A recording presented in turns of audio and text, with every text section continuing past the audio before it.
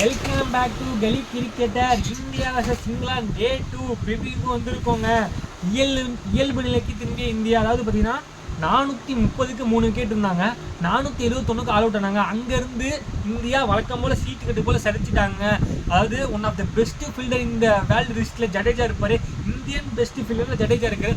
அவரு ஒரு catch out, SSC Jaiswal ஒரு கேட்ச் அவுட். அதே மாதிரி பார்த்தீங்கன்னா லாஸ்ட் ஓவர் வந்து பும்ரா 3 நோபால் போடுவார்.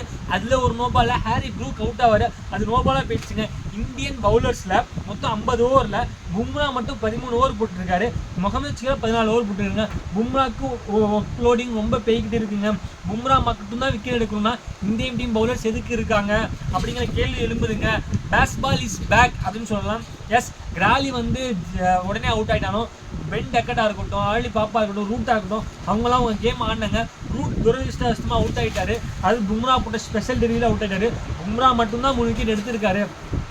எப்படிங்க 430க்கு 3ன்னு இருக்கப்ப அந்த இடத்துல வந்து எப்பேற்பட்ட ஒரு டீமாக இருந்தாலும் 500 அசால்ட்டாக தொட்டுருவாங்க. பட் இந்தியன் கிரிக்கெட் டீமெல்லாம் தொட முடியலங்க. அதாவது ஒரு ஒன் ஆஃப் த மிடில் கொலாப்ஸ்னே சொல்லலாம். Cricket give me one more chance சொன்ன கருண் நாயரும், தமிழகத்தின் செல்லை பிள்ளை சாய் சுதர்சன் அவரும் டக் அவுட் ஆனது மிகப்பெரிய ஏமாற்றத்தை கொடுத்துருக்கு இந்திய அணிக்கு.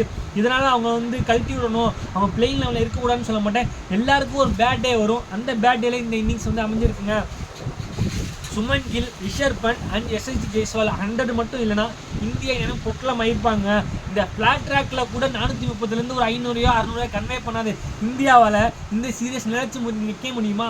அடுத்தடுத்து இங்கிலாந்துக்கு டஃப் கொடுக்க முடியுமான்னு தெரில.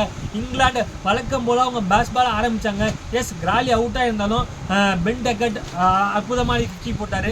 ரூட்டை வந்து பும்ரா ஒருத்தர் விக்கெட் எடுத்தனால தப்பிச்சோம். இல்லைன்னா என்னென்ன நடந்திருக்கோம். ஆர்லி போப், அதாவது இங்கிலாந்து இந்தியா டெஸ்ட் சீரீஸ்னால ஃபஸ்ட்டு வச்சு நான் சதா அடிப்பேன்னு சொல்லி ஆர்லி போப் அவர் ஒரு 100 போட்டார்.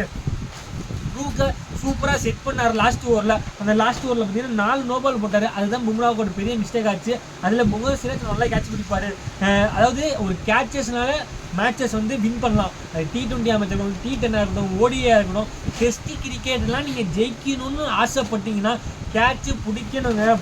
ஜடேஜா கேட்ச் விடுறதுலாம் ரொம்ப ஷாக்கிங்காக இருக்குது. பிரதீப் கிருஷ்ணா இருக்கட்டும், முகமது சிராஜா இருக்கட்டும், நல்லா போட்டாங்கன்னு மட்டும் பார்த்தாதுங்க. விக்கெட் டேக்கிங் டெலிவரி வேணுங்க. விக்கெட் டேக்கிங் டெலிவரி தேவை. ஜடேஜா அதாவது அவரோட கான்ட்ரிபியூஷன் அவர் பண்ணார். 25 ரன் கொடுத்தாரு, 12 ஓவர் போட்டு. அவரை நம்ம பெருசாக குறை சொல்ல முடியாது. அவர் கேட்சை விட்டார், அதான் மன வருத்தமாக இருக்குது.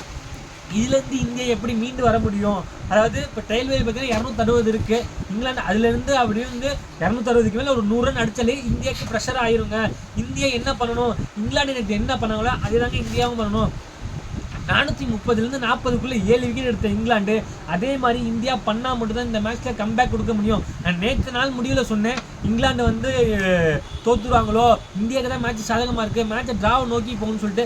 பட் டே 2ல் என்னென்ன நடக்கலாங்கன்னா டெஸ்ட் வந்து ரோலர் கோஸ்டர் மாதிரி தாங்க. அதுதான் நடந்திருக்கு. இப்போ இங்கிலாந்து வந்து கையை தூக்கிட்டு நாங்கள் இருக்கணும்னு இந்தியாவுக்கு பவுலிங் போட பும்ரா மட்டும்தான் இருக்காரா அப்படிங்கிற கேள்வியெல்லாம் எழுப்பி இருக்குது. நம்ம டே 3யோட அனலைஸ் நாளைக்கு பார்ப்போம். இந்தியா ஹோப்ஃபுல்லி கம்பேக் கொடுப்பாங்கன்னு நினைக்கிறேன். இந்த வீடியோ பிடிச்சா லைக் பண்ணுங்கள். கிரிக்கெட் பார்க்குறவங்க ஃப்ரெண்ட்ஸ் ஷேர் பண்ணுங்கள். மறக்காம சப்ஸ்கிரைப் பண்ணுங்கள். Thank you guys.